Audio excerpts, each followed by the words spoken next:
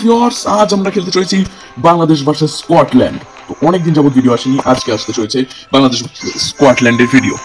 তো বাংলাদেশি ব্যাটম্যানরা মাঠে নেমে পড়েছে আর স্কটল্যান্ডের ব্যাটম্যানরাও মাঠে নেমে পড়েছে। তো এখন জাস্ট দেখা যাক কোন দেশটা জিততে পারে, এবং বাংলাদেশকে মোট স্কোর করতে হবে 10 ওভারের ভিতরে 83 রান।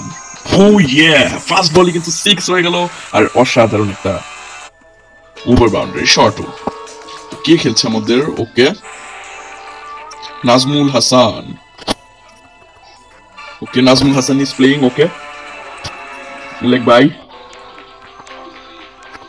Tatari.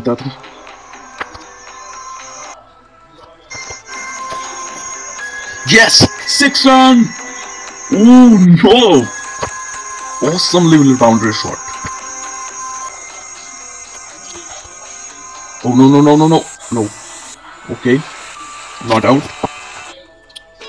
দেখা যাক উত্তেজনা ভরা মুহূর্ত কি করা যায় না করা যায়, কেউ কিচ্ছু বুঝতে পারছে না এই মুহূর্তে।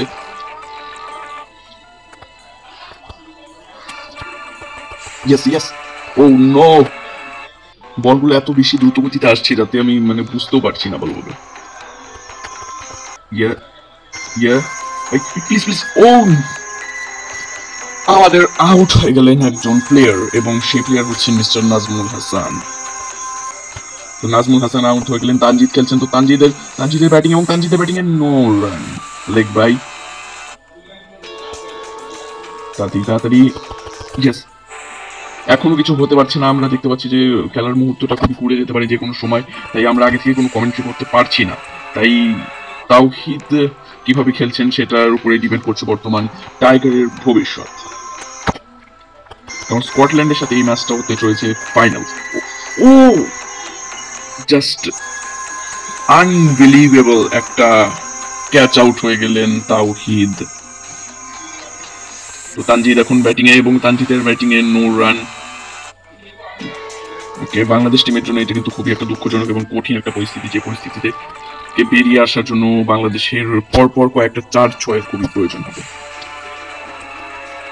ও নো, এখনো বোঝা যাচ্ছে না বাংলাদেশি ব্যাটিং এর কি অবস্থা চলছে না চলছে। ইয়াস, এইখানে আর একটা শট হতে পারতো, তবে পরপর এরকম বোকামি করতে থাকলে বাংলাদেশি টিম কখনোই জিতে উঠতে পারবে না। ইয়েস, ওকে, নো রান। ও নো, আমাদের হাত থেকে ওভারগুলো বেরিয়ে যাচ্ছে।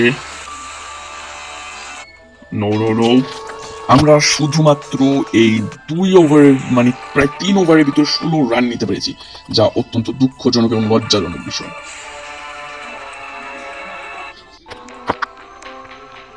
ফার্স্ট নো, এরকম হার্ড ফিল্ডিং থাকলে কিন্তু আমরা কখনোই এখান থেকে বেশি একটা রান নিয়ে এখান থেকে ফিরতে পারবো না।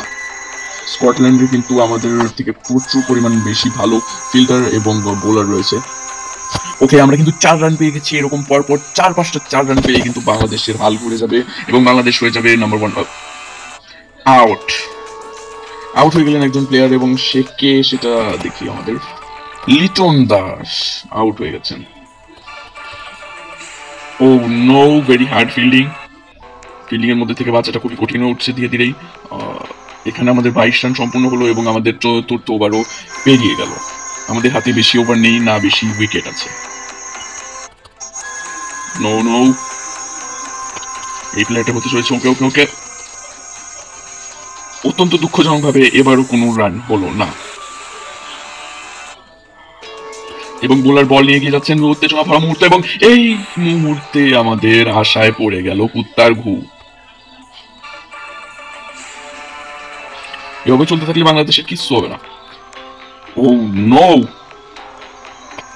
ফিল্ডের প্রায় বেশিরভাগ জায়গাটাই অধিকার করে রয়েছে। ইয়েস, 4 রানস, অসাধারণ।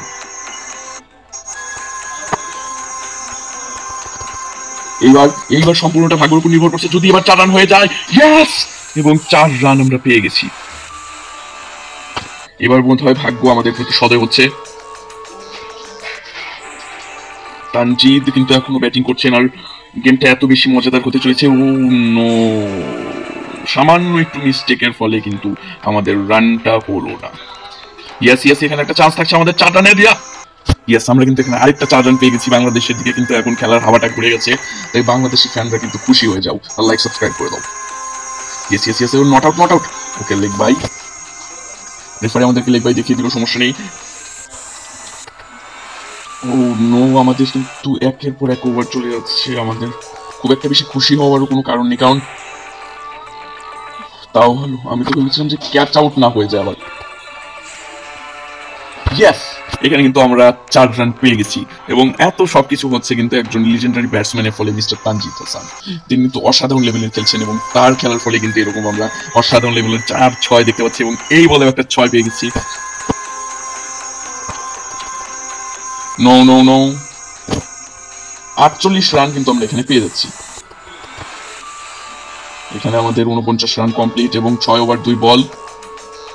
আমাদের হাতে এখনো রয়েছে প্রায় 7টা উইকেট, তো আমাদের উইকেট বাঁচিয়ে রেখে এখনো খেলতে হবে। তো আমাদের এইখানে আমাদের ভাগ্যের জোরে আমরা পেয়ে গেলাম 53 রান। তো এভাবে চলতে থাকলে কিছুক্ষণের মধ্যে কিন্তু বাংলাদেশকে একটা জয়ের মুখ দেখলেও দেখতে পারে, বিকজ এখন কিছু বলা যাচ্ছে না, এখন দোমুখী অবস্থা। ইয়েস, বলটা এবং বলের সাথে অসাধারণ লেভেলের গতিশক্তিতে এবং ফিল্ডারের মুখের সামনে দিয়ে চলে গেল আমাদের বল, এবং আমরা এখানে পেয়ে গেলাম আরেকটা রান। ও নো, এখানে আমাদের রান হতে হতেও হয়নি, এবং আউট হয়ে গেলাম আমরা। ওকে, কে আউট হলেন? মাহবুবুল। তো এইখানে তানজিদ হাসান কিন্তু ভালোভাবে ব্যাট করার চেষ্টা করছেন, তবে বোলার তার বলকে কিন্তু অসাধারণ লেভেলে ঘুরিয়ে বাংলাদেশের দিকে ছুড়ে মারছে, এবং এতে করে বাংলাদেশের ফিল্ডিং এবং বোলিং এর ফলে, বাংলাদেশের বিরুদ্ধে ফিল্ডিং এবং বোলিং এর ফলে কিন্তু বাংলাদেশের জেতাটা হয়ে উঠছে অত্যন্ত কঠিন। এবং এখন বলতে পারছি না, এখন খুবই কঠিন একটা মুহূর্ত চলছে, যে মুহূর্তে মেহেদী হাসান ব্যাটিং করছেন, এবং মেহেদী হাসানের ব্যাটিং এ বাংলাদেশের লাভ খুব একটা বেশি হলো না। তানজিদ আবার খেলতে চলেছেন। ইয়াস, এখানে কিন্তু আমরা 64 রান পেয়ে গেছি। টান টান উত্তেজনার মুহূর্ত। Yes, oh no, leg bye. তো স্কটল্যান্ডকে যে করে হোক আমাদেরকে হারাতে হবে। Oh no no no no no no, 66 run, 8 over 2 ball, 67 run, 8 over 3 ball, leg bye. Okay okay okay, first. Oh, দুর্দান্ত একটা ব্যাটিং, এবং এই ব্যাটিং এর সাথে সাথে কিন্তু আমরা পেয়ে গেছি প্রায় 69 রান। তো 69 রানে তেমন কিছু হবে না। No no no, not out not out, white ball. Yes yes, no, বাংলাদেশের জন্য জেতা এবার মানে খুবই প্রচন্ড পরিমাণ কঠিন হতে চলেছে, বিকজ আমাদের হাতে আর মাত্র আছে কয়েকটা বল, এবং আমাদেরকে প্রচুর নিতে হবে, প্রচুর রান নিতে হবে। এখন আমাদের পরপর 4-5টা 4-6 না মারা পর্যন্ত কিন্তু বাংলাদেশের হাল কিছুতেই ফিরতে পারে না, এবং 9 ওভার 1 বলে কিন্তু আমাদের বাংলাদেশ লিডে চলছে, এবং বাংলাদেশের এখনো প্রয়োজন প্রায় 10 রান, যা নেওয়া হতে চলেছে প্রচন্ড পরিমাণ কঠিন, এবং এখন আমাদের 9 রানের প্রয়োজন। ইয়েস, নো নো নো, না, ভাগ্য এবার আমাদের প্রতি সদয় হয়নি। এখন বাংলাদেশের জন্য জেতা এতটাই কঠিন যেন বাঘের দুধ সংগ্রহ করা।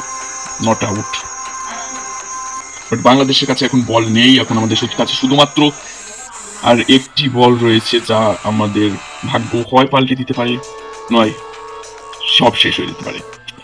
এখানে কিন্তু আমাদের বাংলাদেশ ম্যাচটা হারতে হারতে প্রায় মোটামুটি এইবারে বলটা নির্ধারণ করবে বাংলাদেশ জিতবে কি জিতবে না। নো, বাংলাদেশ জাস্ট 3 রানের কারণে হেরে গেল। ওকে, আর নেক্সট লেভেলের জন্য সিলেক্ট হয়ে গেল আমাদের